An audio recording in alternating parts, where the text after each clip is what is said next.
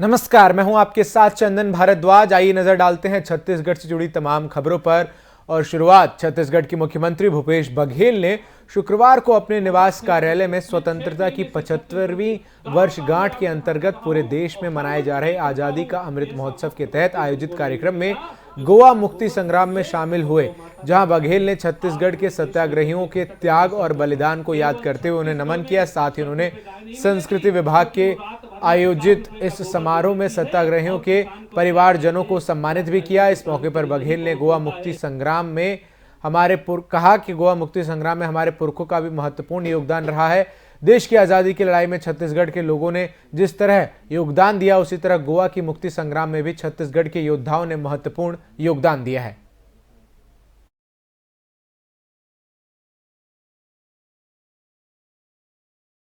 छत्तीसगढ़ के मुख्यमंत्री भूपेश बघेल ने सतनाम पंथ के प्रवर्तक बाबा गुरु घासीदास की जयंती पर प्रदेशवासियों को बधाई और शुभकामनाएं दी।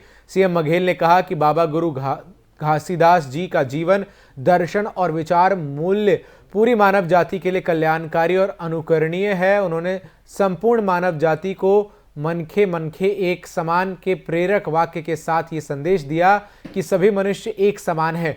गुरु घासीदास ने शिक्षा को बढ़ावा देने के साथ सामाजिक समरसता और सबके उत्थान की दिशा में काम किया। बघेल ने कहा कि बाबा गुरु घासीदास के उपदेश आज भी प्रासंगिक हैं।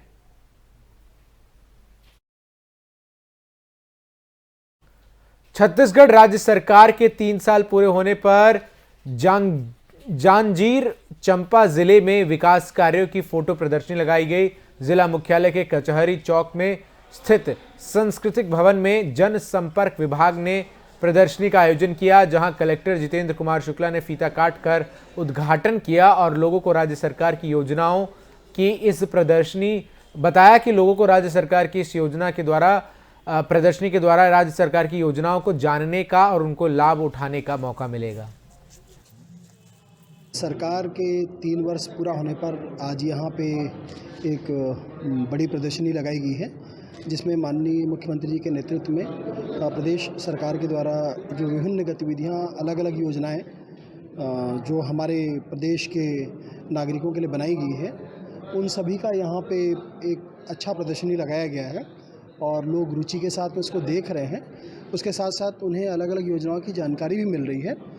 मैं सभी से आग्रह करूंगा कि इस खुशी के अवसर पर आप सभी को बधाई, शुभकामनाएं। साथ ही जो योजनाएं जिनकी जानकारियां दी गई हैं उसका अवलोकन करके उसका खुद भी लाभ लें और अपने साथियों को भी अवगत कराएं, ताकि सरकारी योजनाएं जो काफ़ी अच्छी हैं, नागरिकों के लिए बनाई गई हैं, उनका लाभ। छत्तीसगढ़ में नगरीय निकाय चुनाव में प्रचार का आज अंतिम दिन है। रात 12 बजे के बाद आज चुनाव प्रचार पूरी तरह थम जाएगा, जिसके बाद किसी भी प्रकार की चुनावी रैली, आम सभा और ऐसे चुनावी आयोजनों पर पूरी तरह से प्रतिबंध होगा।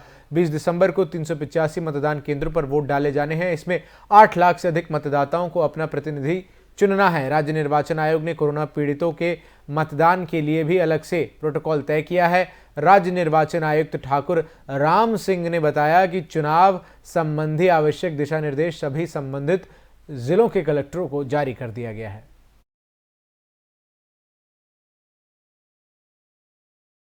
छत्तीसगढ़ के राजनांदगांव जिले की खूजी विधानसभा की विधायक छन्नी साहू के पति चंद्र साहू के गाली गलौज का मामला अब तूल पकड़ता जा रहा है। वहीं पूरे मामले में पीड़ित ने राजनंद प्रेस क्लब पहुंचकर प्रेस कॉन्फ्रेंस की और एफआईआर दर्ज होने के बावजूद भी अभी तक विधायक पति की गिरफ्तारी नहीं होने की बात की।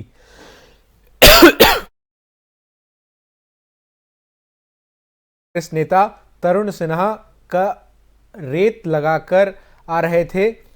इस दौरान खुज्जी विधायक छन्नी साहू और उनके पति चंदू साहू वहां पहुंचे और गाड़ी रोककर पीड़ित से पूछताछ की और गाली गलौज करने लगे और जातिगत गालियां दी। वहीं इसके बाद पीड़ित ने पूरे मामले की जानकारी पुलिस को दी, जिसके बाद पुलिस एक्शन में जुट गई है। ड्राइवर ने मेरे को आके बताया और चाबी अभी को भी छोड़ के चले गया, भैया आज के बाद मैं गाड़ी हम नहीं चलाऊंगा करके। और काफ़ी सारे अधिकारियों को भी दबाव दिया गया, डीएफओ वगैरह को, कि ऐसा ऐसा बात है तो उस गाड़ी को रात साथ करो, ये करो वो करो करके।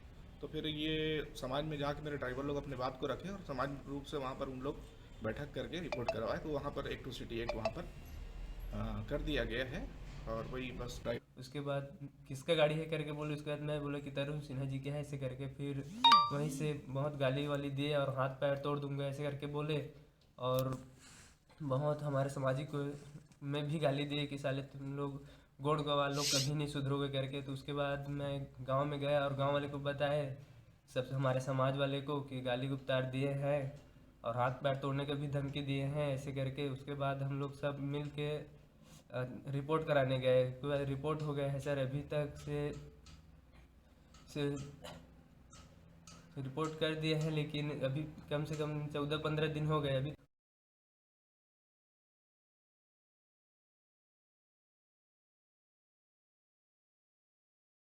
एक तरफ राज्य सरकार पढ़ाई के लिए कई योजनाएं चला रही हैं, तो वहीं दूसरी तरफ कुछ रसूखदार अपनी पहुंच के दम पर विद्या को कमाई का जरिया बनाकर खूब राशि बटोर रहे हैं।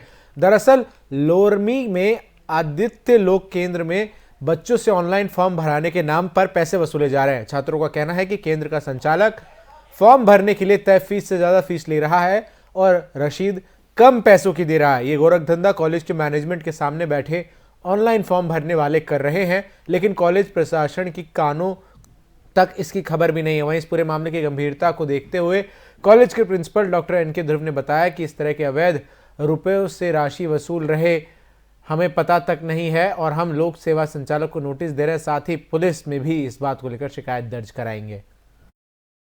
शिकायत ये है, उसका दोबारा प्रचार सर करेगा, उसका नहीं मानेगा तो लोग थाना को सूचना देंगे। इसके आदित्य कंप्यूटर सेंटर द्वारा। इसमें कॉलेज प्रशासन का क्या कहना है? कॉलेज प्रशासन क्या कहना है कि हम लोग उसका कार्रवाई करेंगे। पहले मतलब बच्चे लोग अभी शिकायत के लिए तो सब प्रिंसिपल के बाद अब हमारे पास चाय रसल देखते हैं क्या कार्रवाई करते हैं। क्या नाम है आपका? रवि कुमार भास्कर। छत्तीसगढ़ के लोमरी में गांजा तस्करी का मामला थमने का नाम नहीं ले रहा। प्रशासन ने गांजा तस्करों को पकड़ने के लिए अभियान भी चला दिया है, लेकिन गांजा तस्करों की शिकायत रोज बढ़ती जा रही है। इस बीच गांजा तस्करी मामले को लेकर पुलिस की बड़ी सफलता हाथ लगी है। बता दें कि लोरमी क्षेत्र के चिल्फी चौकी पुलिस ने मुखबिर से मिली सूचना पर 2 गांजा तस्करों को गांजा लेते हुए गिरफ्तार किया। साथ ही पुलिस ने आरोपियों से 2 किलो गांजा बरामद किया है।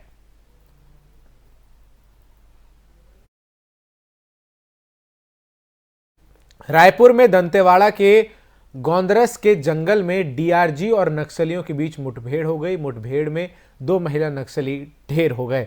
मारे गए नक्सली महिलाओं से जवानों ने 3 स्थानीय निर्मित राइफल, गोला बारूद, संचार उपकरण, विस्फोटक सामग्री बरामद की। बता दें कि मारे गए नक्सलियों पर 5 और 1 लाख रुपए का इनाम घोषित था। वहीं फरार हुए घायल नक्सलियों की तलाश जारी है। जांजगीर चंपा जिले के कोतवाली थाना क्षेत्र के ग्रामीण क्षेत्रों में गांजा बेचे जाने की शिकायत कोतवाली पुलिस को लगातार मिल रही है, जिस पर गांजा तस्करों को पकड़ने के लिए पुलिस मुखबरी के आधार पर कार्रवाई कर रही है। इसी दौरान कोतवाली पुलिस ने अपने मुखबिर से सूचना मिली कि बदौला थाना क्षेत्र के ग्राम चारपारा के रहने वाले एक गांजा तस्कर ग्रामीण क्षेत्रों में गांजा बेचने के लिए जाने वाला है। मुखबिर की सूचना पर कोतवाली पुलिस ने नेताजी चौक के पास घेराबंदी कर आरोपी को गिरफ्तार किया। पुलिस को आरोपी से 3 किलो गांजा बरामद हुआ। जांजगीर जिला पामगढ़ के एक सरकारी प्राथमिक स्कूल की कक्षा में छत का पंखा गिर गया। घटना के समय बच्चे नीचे खेल रहे थे। गनीमत रही कि पंखा किसी बच्चे के सर पर नहीं गिरा, जिससे एक गंभीर हादसा होने से बच गया। बता दें कि घटना के दौरान 13 बच्चे कक्षा में मौजूद थे। स्कूल की छत पूरी तरह से जर्जर स्थिति में है। इसी वजह से पंखे में बिजली कनेक्शन काट दिया गया था। इस घटना से शिक्षक भी पूरी तरह से सहमे हुए हैं। वहीं स्कूल के सभी सहायक शिक्षक हड़ताल पर चले गए हैं। ये पूरा मामला शासकीय प्राथमिक शाला रसोट का है। फिलहाल के लिए छत्तीसगढ़ से जुड़ी तमाम खबरों में बस इतना ही। देश और दुनिया की खबरों के लिए देखते रहिए FM न्यूज़।